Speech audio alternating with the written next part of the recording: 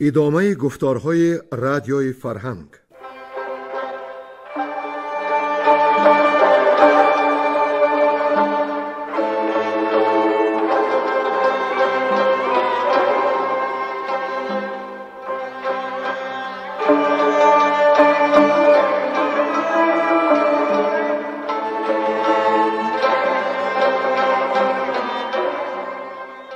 بسا رنج بردم در این سال سی، عجم زنده کردم بدین پارسی. بسا رنج بردم در این سال سی، عجم زنده کردم بدین پارسی.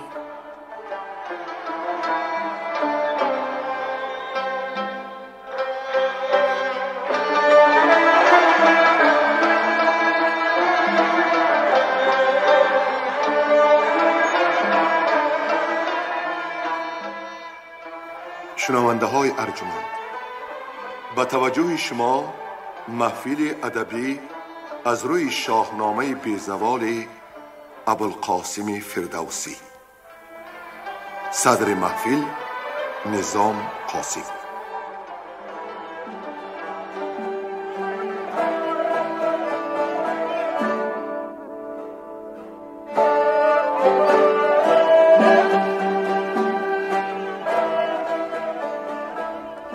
شنونده های عزیز، در صحبت پیشین گفتیم که دارا در رزم دویم هم شکست خورده به شهر استخر رفت و پی گرد آوردن لشکر نو شد. اسکندر از این آگاهی یافته بر وی تاخت و سپاهش را پراکنده ساخت. دارا به کرمان رسیده با گرانمایگان آن مشورت آراست. همه به آواز گفتند: ای شهریار، همه خسته ایم از بدی روزگار.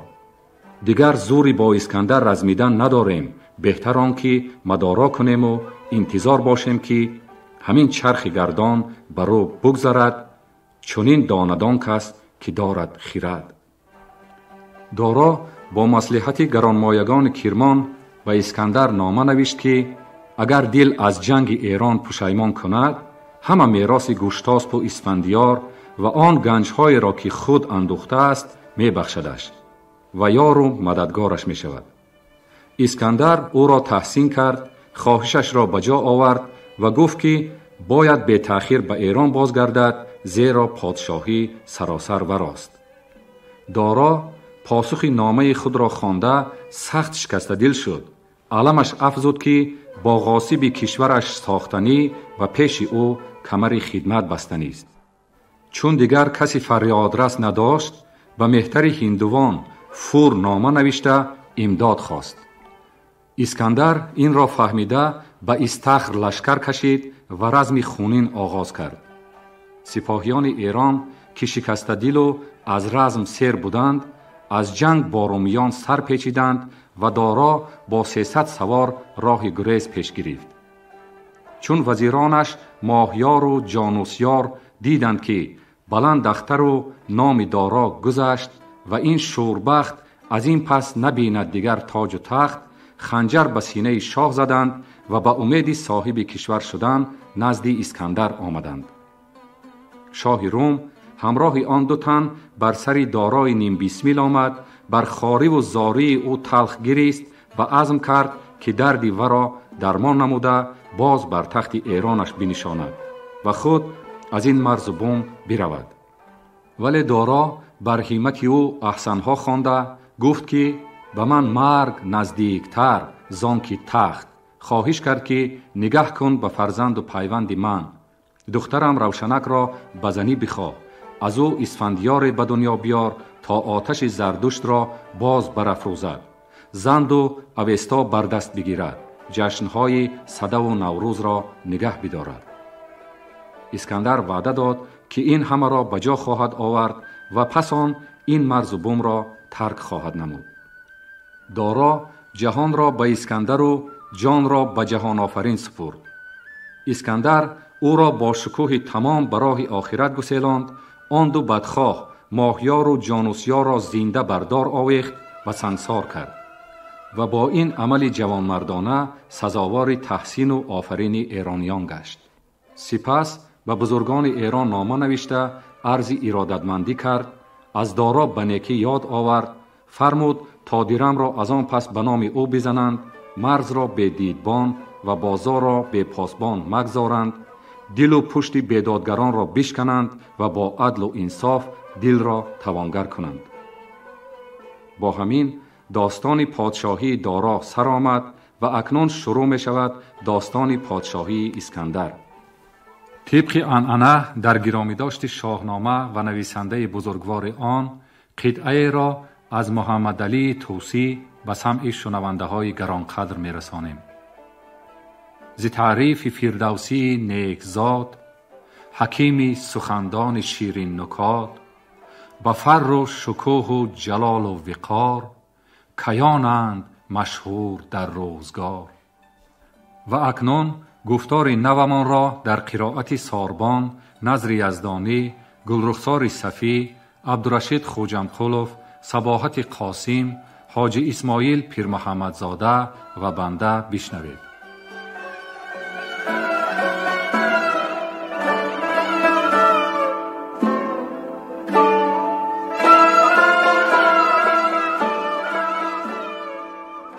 پادشاهی سکندر 14 سال بود. آغاز داستان: نشستن سکندر بر تخت ایران.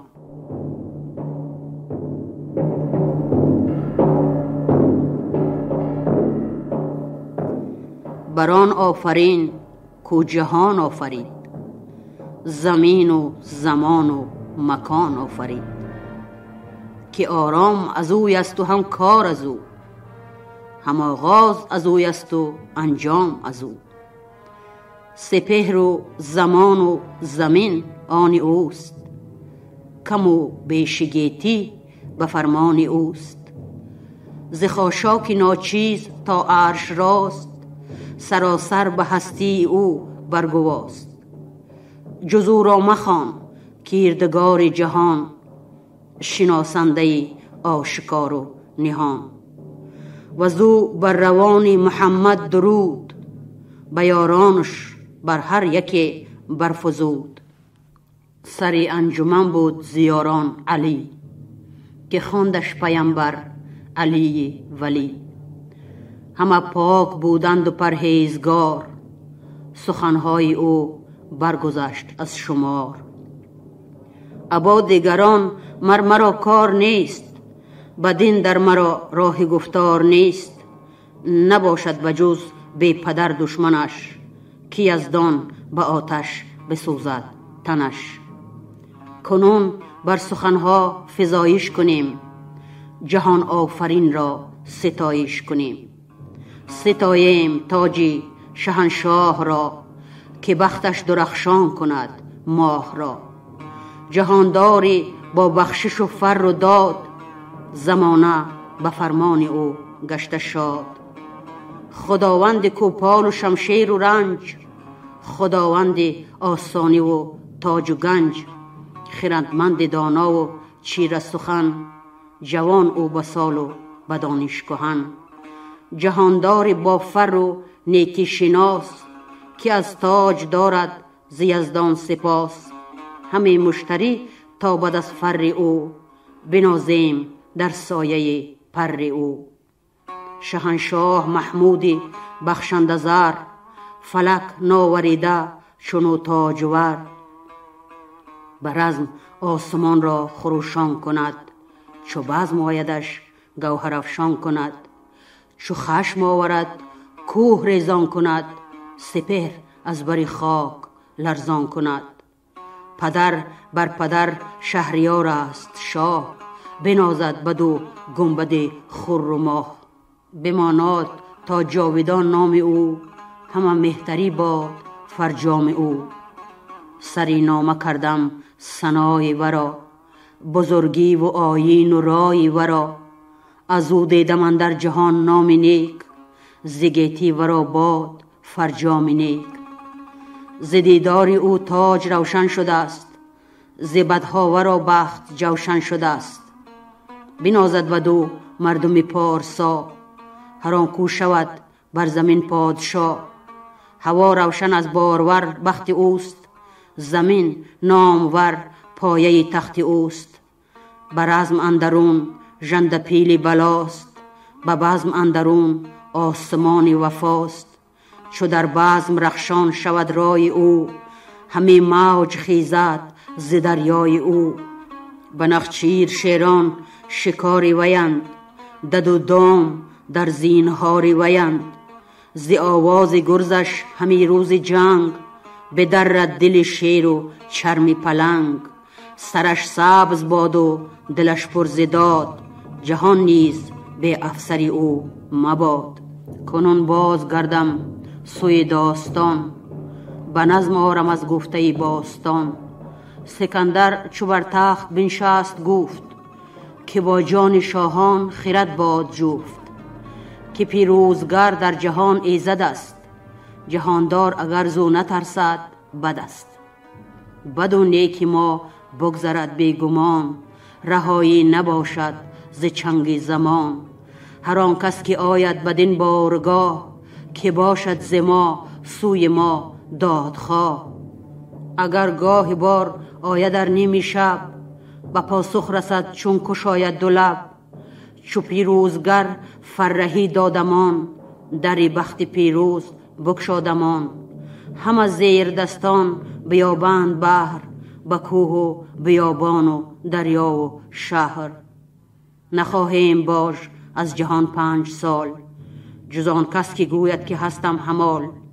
به درویش بخشیم بسیار چیز، ز دارنده چیزی نخواهیم نیز.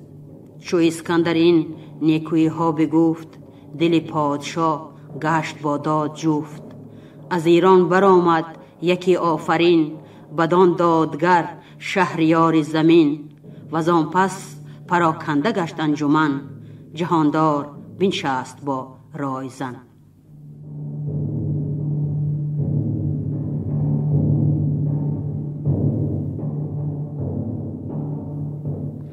نامه اسکندر نزد دلارای مادری روشنک.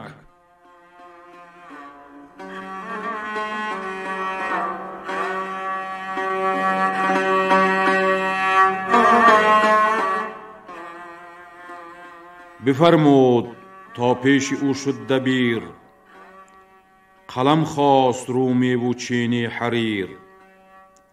نویسنده از کیلک چون خامه کرد، سوی مادری روشنک نامه کرد. که از دان تو را مزدی نیکان دهاد، پس از درد آرامش جان دهاد. نبشتم یکی نامه پیش از این، نبشته درو پندها بیش از این.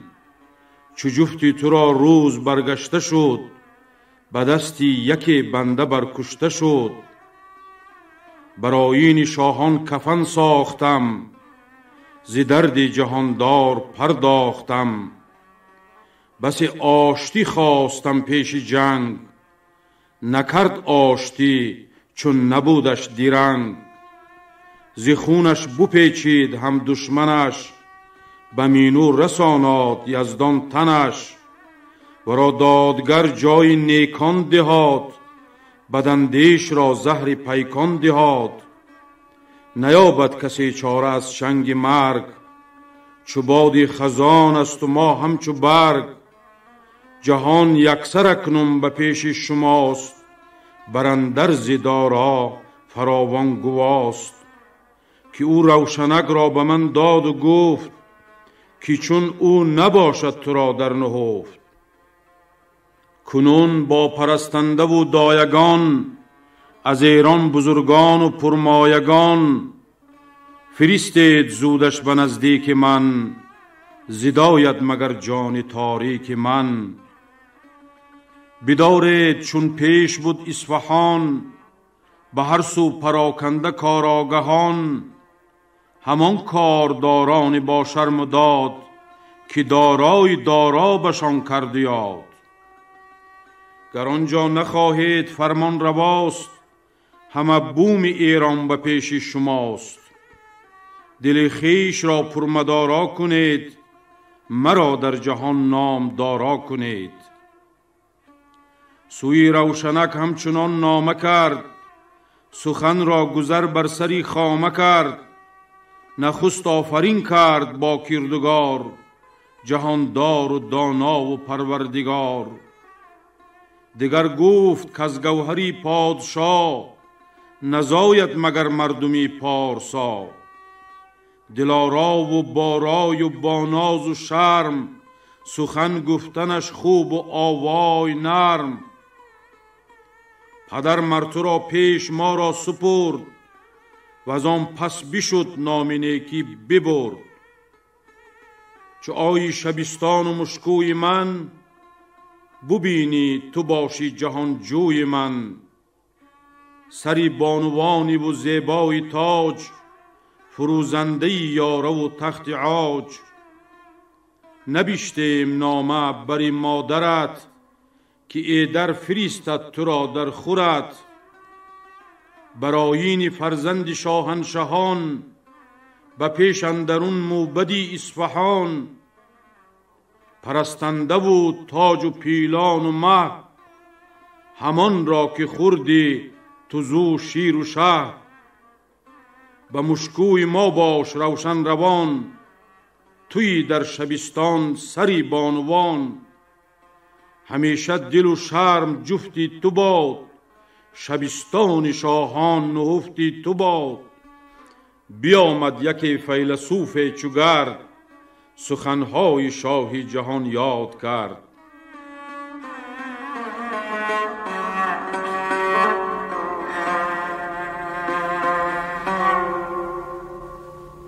پاسخ نامه سکندر از دلارای.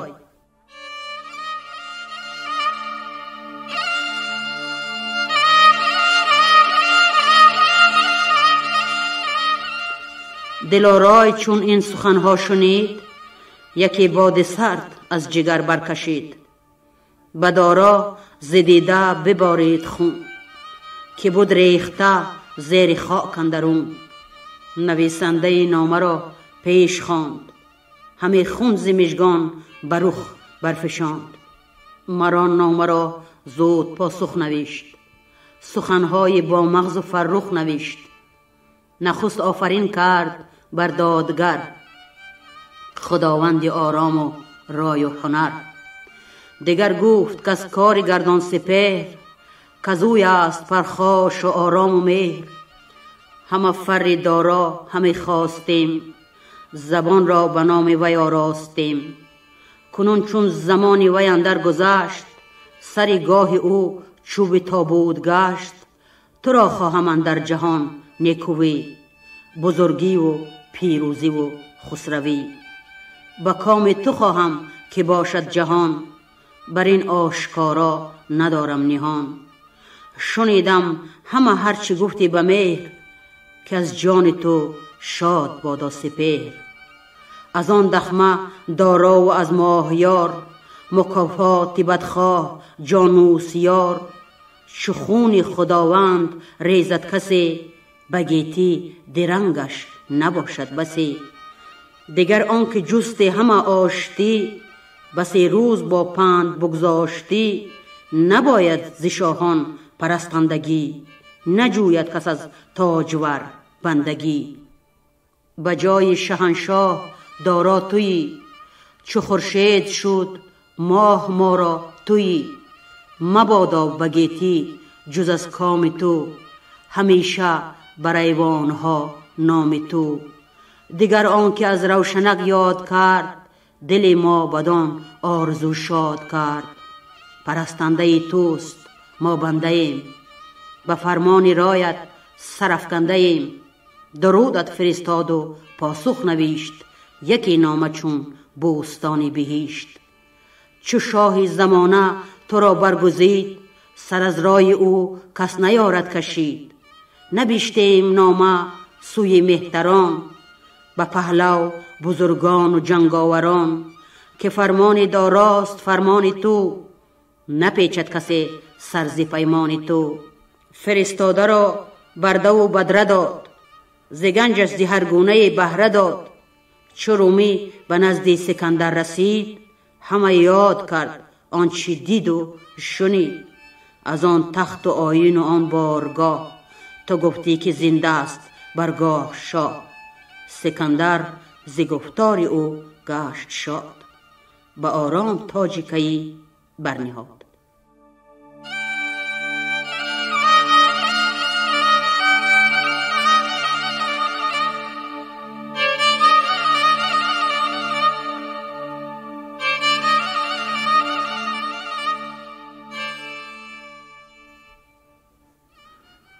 به زنی گرفتن اسکندر روشنک را.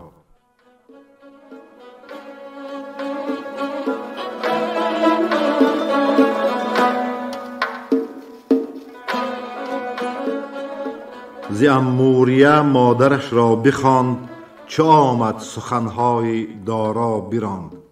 بدو گفت نزدی دلارای شو، به خوبی بپیوند گفتاری نو. به پرده درون روشنک را ببین، چو دیدی زما کن هزار آفرین. ببر طوق با یاره و گوشوار، یکی تاج پرگوهری شاهوار.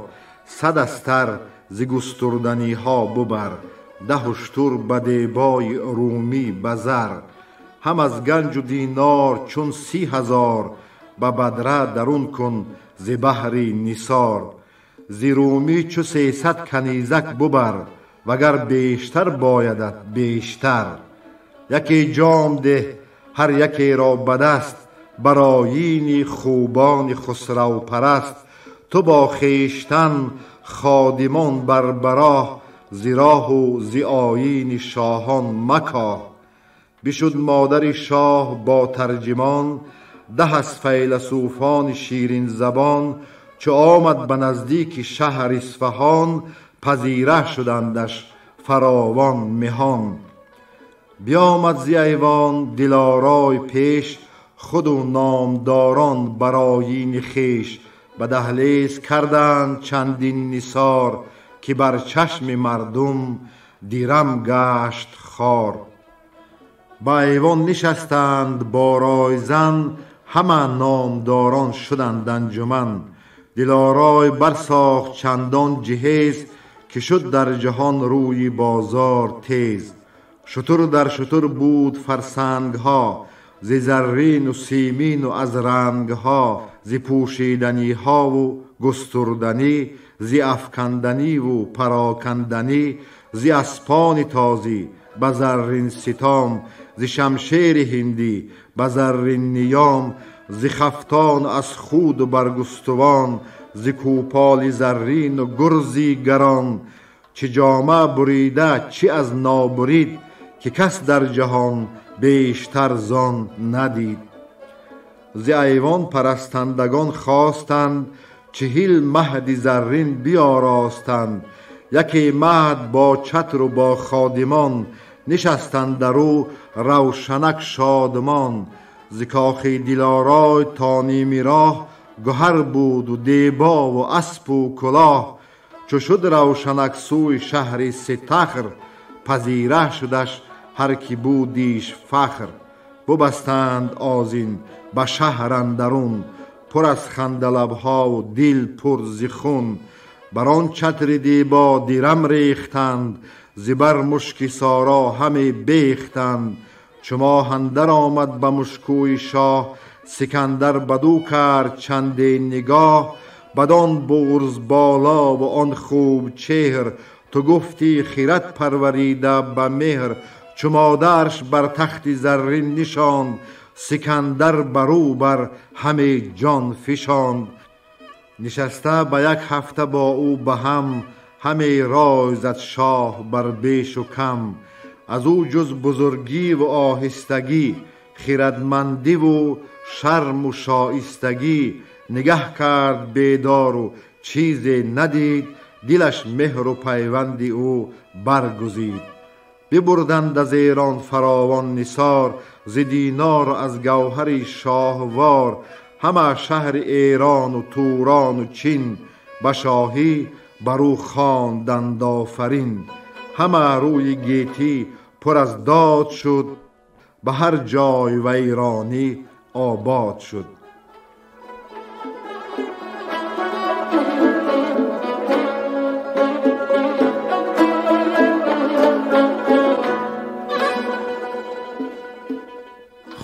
دیدن کید پادشاه قنوج.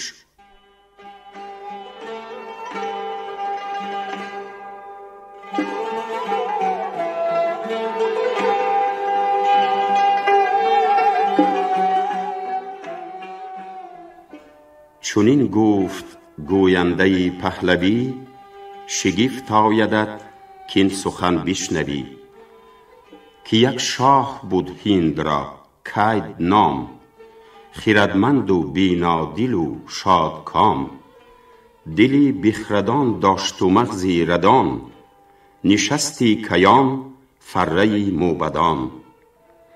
دمادم به 10 شب پس یکدیگر، همی خواب دید این شگفتی نگر. به هندوستان هر که دانا بودند، به گفتار و دانش توانا بودند. بفرمود تا ساختند انجمن، هر آن کس که دانا بود و رایزن. همه خوابها پیش ایشان بگفت، نهفته پدید آورید از نهفت. کسان را گزارش ندانست کرد، پراندیششان شد دل و روی زرد. یکی گفت با کید که شهریار، خردمند و از مهتران یادگار. یکی نامدار است مهران به نام، به گیتی ز دانش رسیده به کام. به شهر اندرش خواب و آرام نیست، نشستنش جز با دد و دام نیست. ز تخمی گیاهان کوهی خورد، چما را به مردم همی نشمرد. نشستنش با غرم و آهو بود، ز آرام مردم به یک سو بود. ز گیتی به چیز نیابد گزند، پرستنده مردی و بخت بلند.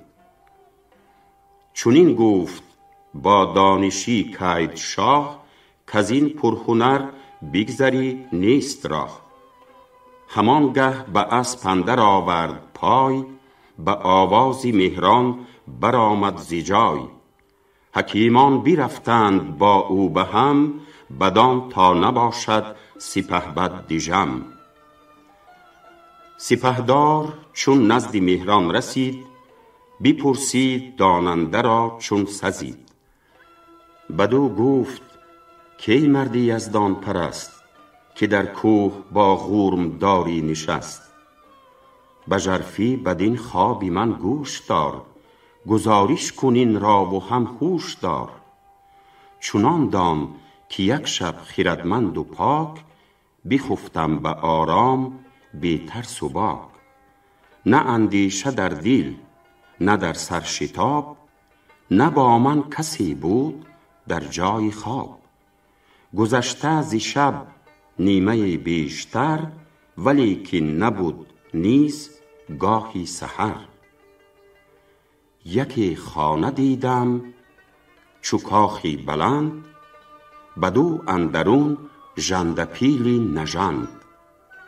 دری خانه پیدا نه از کاخ بود، به پیش اندرون تنگ سوراخ بود. گذشتی ز سوراخ پیلی ژیان، تنش را ز تنگی نیامد زیان. ز روزن گذشتی تنی شومی اوی، بماندی بدان خانه خرطومی اوی. دیگر شب بدان گونه دیدم که تخت، تهی ماندی از خسروی نیکبخت. کسی برنشستی بر آن تختی عاج، به سر برنهاده دل افروز تاج. 3 دیگر شب آمد به خوابم شتاب، یکی نغز کرباس دیدم به خواب. بدو اندر آویخته 4 مرد، رخان از کشیدن شده لاجورد. نه کرباس جای درید از گروه، نه مردم شدی زان کشیدن ستوه. 4م چنین دیدم ای نامدار، که مردی بودی تشنه بر جویبار. همی آب ماهی برو ریختی، سری تشنه از آب بگریختی. جهان مرد و آب از پسی او دمان، چی گوید بدین خواب نیکی گمان؟ به پنجم چنان دید جانم به خواب، که شهری بودی تنگ نزدیکی آب. همه مردمش کور بودی به چشم، یکی را ز کوری ندیدم به خشم. ز داد و دهیش وز خرید و فروخت، تو گفتی همه شارسان برفروخت. ششم دیدم ای مهتری ارجمند، که شهری بودندی همه دردمند. شدندی به پرسیدنی تندرست، گرفتندی او را به پرسیش نخست. که چونی بدین سان به درد اندرون، تنی دردمند و دلی پر ز خون. رسیده به لب جانی ناتندرست، همی چاره دردمندان بجست. چونیم ز هفتم شب اندر گذشت، چمنده یکی اسب دیدم به دشت. دو پای و دو دست و دو سر داشتی، به دندان گیا تیز برداشتی. چرا داشتی از دو رویه دهن، نبود بر تنش راهی بیرون شدن. به هشتم سه خم دیدم ای پاک دین، برابر نهاده بروی زمین. دو پر آب و خم تهی در میان، گذشته به خشکی برو ساریان. ز دو خم پر آب دو نیک مرد، همی ریختندی همی آبی سرد. نه از ریختن زان دوان کم شدی، نه آن خشک را لب پر از نم شدی. نهم شب یکی گاو دیدم به خواب، بر آب و گیا خفته در آفتاب. یکی خرد گوساله در پیش اوی، تنش لاغر و خشک و بی آب روی. همی شیر خوردی از او ماده گاو، همان گاو گوساله بی توش و تاو. اگر گوش داری به خوابیده هم، نرنجی همی تا برین سر نهم.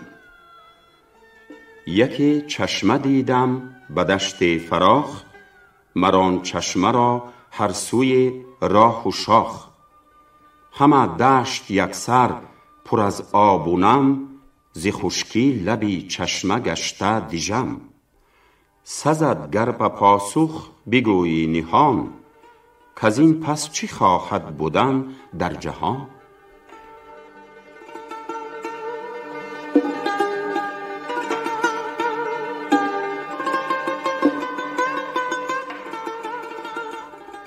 پاسخ دادن مهران کید را.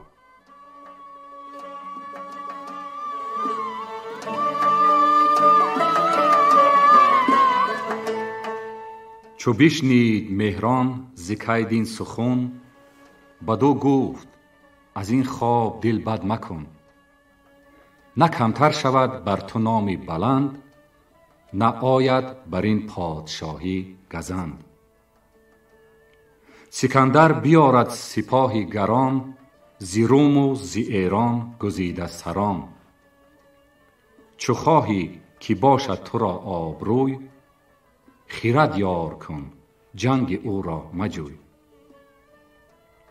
تو را 4 چیز است اندر جهان، کسی آن ندید از کهان و مهان.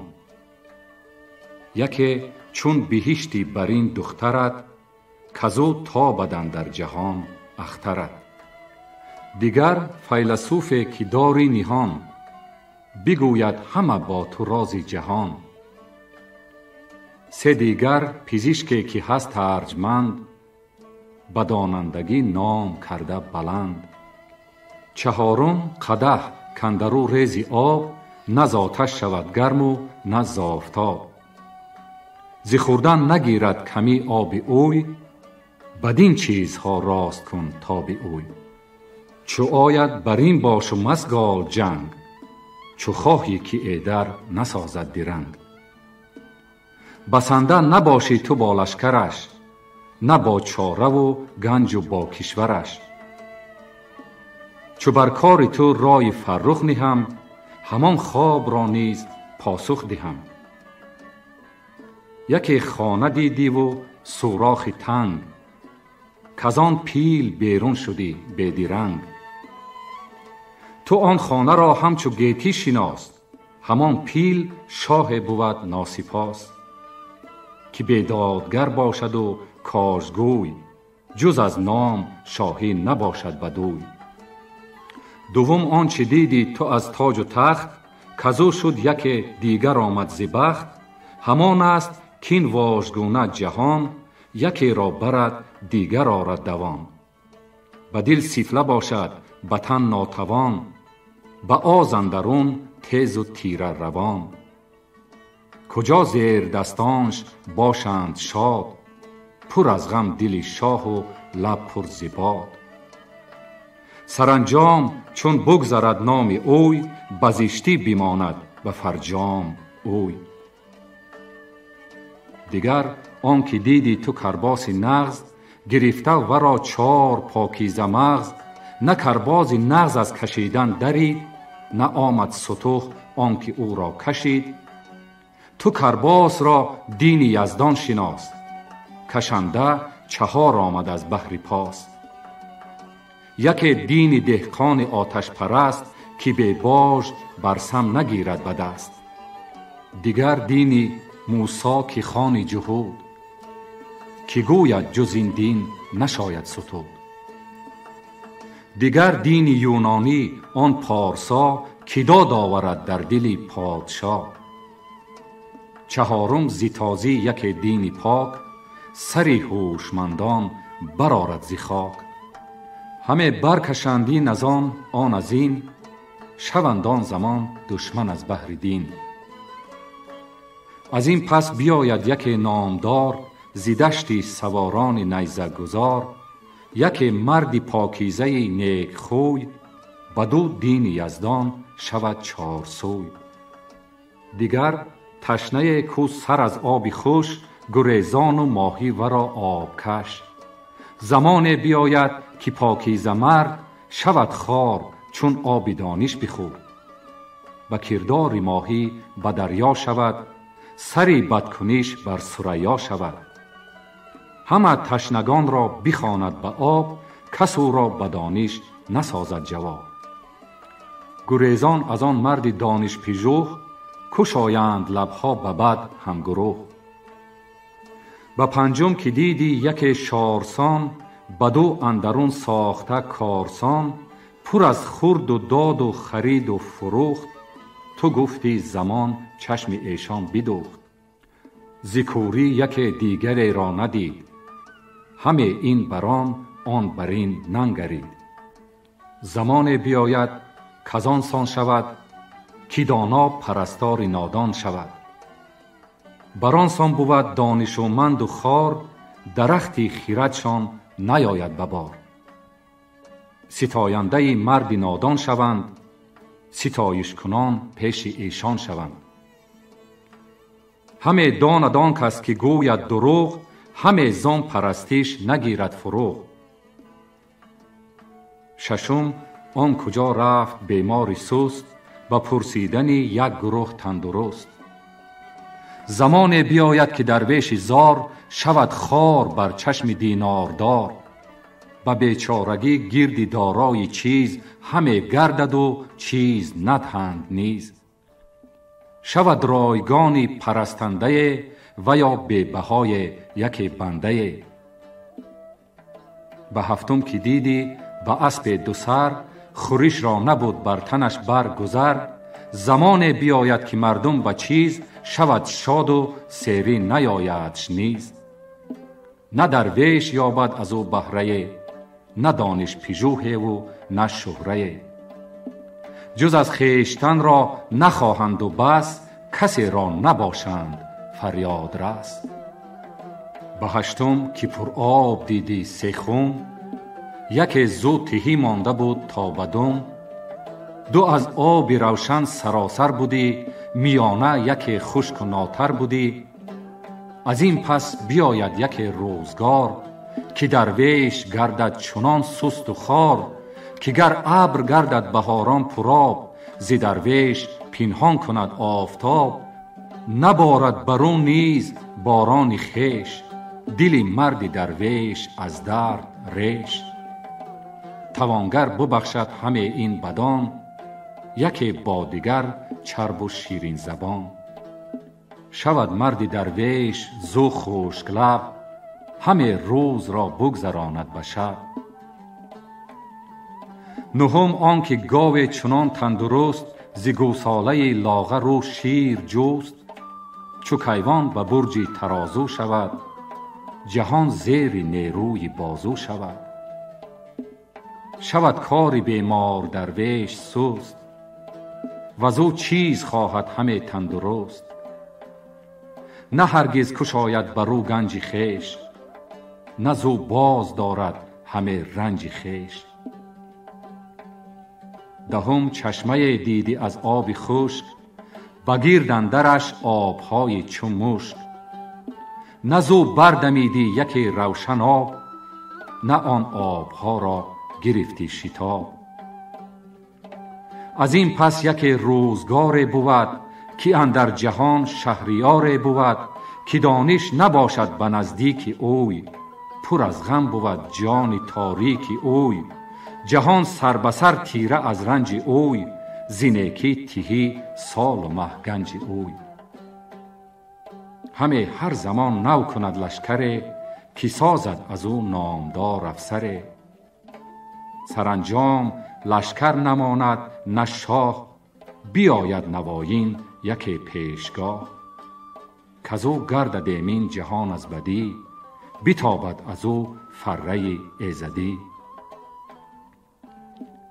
کنون این زمان دور اسکندر است، که بر تارک مهتران افسر است. چو آید بدو ده تو این چار چیز، برانم که چیزی نخواهند نیز. چو خشنو داری ورا بگذرد، که دانش پژوه هست و دارد خرد. ز شاهان گیتی چونو کس مدان، نه از بخردان و نه از موبدان. برای و بدانش به فر و هنر، به هر کار هر جای پیروزگر. ز مهران چو بشنید کیدین سخن، برو تازه شد روزگار کهن. بیامد سر و چشم او بوس داد، دلارام و پیروز برگشت و شاد. ز نزدیک دانا چو برگشت شاه، حکیمان برفتند با او براه.